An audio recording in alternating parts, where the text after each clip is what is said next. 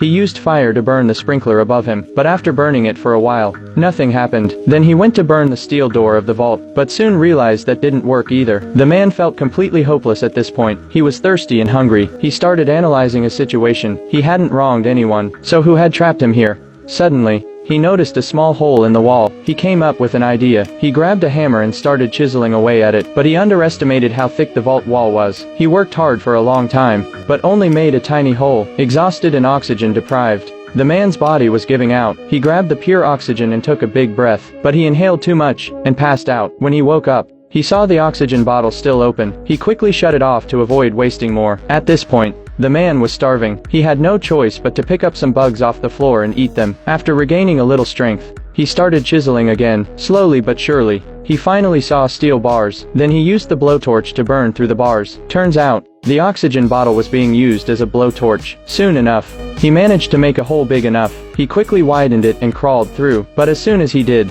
the man was stunned. He ended up in a room that looked exactly like his own. The only difference was there was a coffin next to him. He walked over to the coffin with a chisel in hand. When he opened it, he found a woman inside. The woman suddenly woke up and scared him. She thought he was a bad guy. Frightened, she crawled into the other room. Since they couldn't communicate due to the language barrier, they just stared at each other. The woman seemed to be in the same situation as him, so he didn't pay her much attention. He dragged his exhausted body and lay down in her coffin to sleep. A long time later, the woman saw the tools on the ground. She started to calm down a bit. By the third day, the woman approached him. She wanted him to keep chiseling the wall, but the man said he was too tired and had no strength left. He told her to do it herself. The woman tried but only made a tiny hole after a long time. The man mocked her from the side. The woman got mad and decided to stop. She crawled into the next room to use the bathroom. The man immediately called out to her.